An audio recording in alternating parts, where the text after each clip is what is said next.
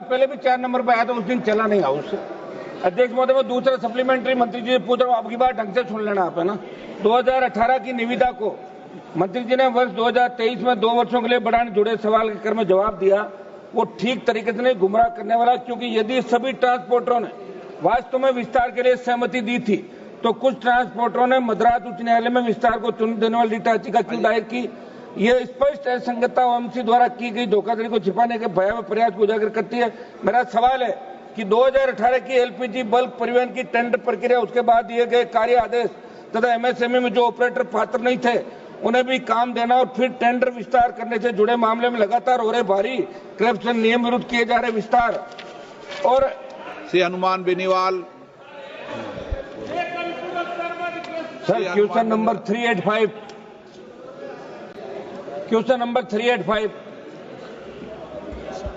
अध्यक्ष जी, माननीय अध्यक्ष जी, उत्तर सभा के पटल पर रखा गया। Hanuman ji sir, question number 385 रख दिया, आप पूछे जवाब। अध्यक्ष महोदय, वर्ष 2018 में थोक एलपीजी परिवहन के लिए आमंत्रित की गई निविदाओं में एलपीजी ट्रांसपोर्ट करने का काम उन्हें भी दे दिया गया जो एमएसएमई के अधिनियम, न्यायालय आदेश और लागू विनियमों की अनुपालना करने में विफल रहे। न्यायालय के स्थगन आदेश की आड़ में प्रभावशाली और अपात्र ट्रांसपोर्ट ऑयल मार्केटिंग कंपनियों और मंत्रालय बिना पढ़े अपना पूछा करो क्वेश्चन। मैं सवाल ही पूछ रहा हूँ। चलाते रहे मंत्री जी ने जो जवाब दिया है उसी क्रम में मैं आपके माध्यम से पहला सप्लीमेंट्री सवाल में मंत्री जी से कर रहा हूँ। अध्यक्ष महोदय, मंत्री जी, आपने जवाब में कहा कि एमएसएमई के अंदर जो ट्रांसपोर्टर पात्र नहीं थे उनमें से कई लोग न्यायालय से स्थगन आदेश ले आए, इसलिए उनके प्रचलन जारी रखने की बात कही। मैं मंत्री से पूछना चाहता हूं कि वर्ष 2018 के इस मामले में माननीय न्यायालय ने एमएसएमई में जो पात्र ट्रांसपोर्ट नहीं थे उनके पक्ष में दिया गया स्थगन आदेश क्या आज तक प्रभावी है, जो उन्हें लगातार प्रचलन की अनुमति है, और यदि स्थगन आदेश टूट गया तो उसके बावजूद ऐसे ट्रांसपोर्टरों को ऑयल मार्केटिंग कंपनियों के अफसरों ने उन्हें किस आधार पर काम दे रखा है, बताने का कष्ट करें मंत्री जी आप।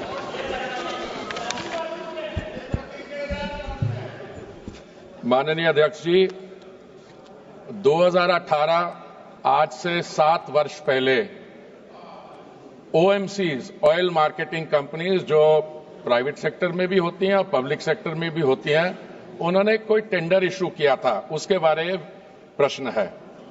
7 वर्ष पहले, और उस वक्त जो टेंडर इशू किया गया था उस टेंडर में MSMEs, micro small medium enterprises जो होती हैं, उसकी एक मंत्रालय है।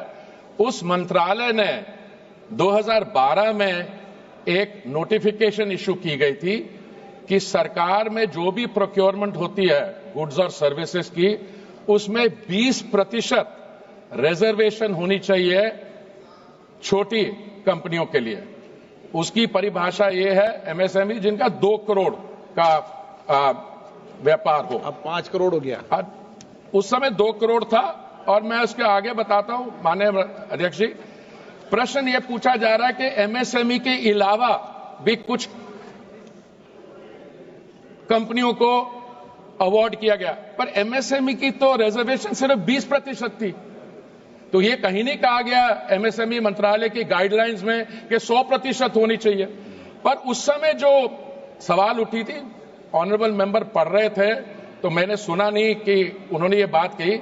सवाल यह उठता है कि उस समय जब कुछ लोगों ने इस पे चिंता व्यक्त की, उन्होंने ये कहा कि ये एमएसएमईज जो हैं उनको आउट ऑफ टर्न मिल गया है या उनको नहीं मिलना चाहिए था। और ऐसा है कि उससे पहले माननीय अध्यक्ष जी, ये जो ट्रकिंग व्यापार है इसमें 25,000 ट्रक चला करते थे। जब 2018 का टेंडर फ्लोट हुआ तो उस समय 23,000 ट्रक थे। तो क्योंकि एमएसएमईज के लिए पहली बार 2012 के बाद रिजर्वेशन आई, तो कई लोगों को उनका जो नंबर ऑफ ट्रक्स थे वो कम हो गए, क्योंकि एमएसएमईज के 20% को दिया गया। तो हुआ उसके बाद ये कि कुछ लोग आए हमारे पास, जो भी मंत्रालय। माननीय मंत्री जी, ये तो बताओ, ये संसद के स्तर का प्रश्न है क्या? ये है ही नहीं, तभी तो मैं आपके ये तो कंपनियों ने दी है। ये महारत्न कंपनीज हैं जिनका टर्नओवर पिछले 3 साल में, जिनका मुनाफा 5,000 करोड़ से अधिक है और ये तो कंपनियों ने, सरकार का कोई लेना देना नहीं है। तो माननीय अध्यक्ष महोदय, ये मेरा सवाल पहले भी 4 नंबर पर आया था, उस दिन चला नहीं हाउस। अध्यक्ष महोदय, मैं दूसरा सप्लीमेंट्री मंत्री जी से पूछ रहा हूँ, आपकी बात ढंग से सुन लेना आप, है ना। 2018 की निविदा को मंत्री जी ने वर्ष 2023 में 2 वर्षों के लिए बढ़ाने जुड़े सवाल के क्रम में जवाब दिया। वो ठीक तरीके से नहीं, गुमराह करने वाला, क्योंकि यदि सभी ट्रांसपोर्टरों ने वास्तव में विस्तार के लिए सहमति दी थी तो कुछ ट्रांसपोर्टरों ने मद्रास उच्च न्यायालय में विस्तार को चुन देने वाली रिट याचिका क्यों दायर की। यह स्पष्ट असंगतता ओएमसी द्वारा की गई धोखाधड़ी को छिपाने के भयावह प्रयास को उजागर करती है।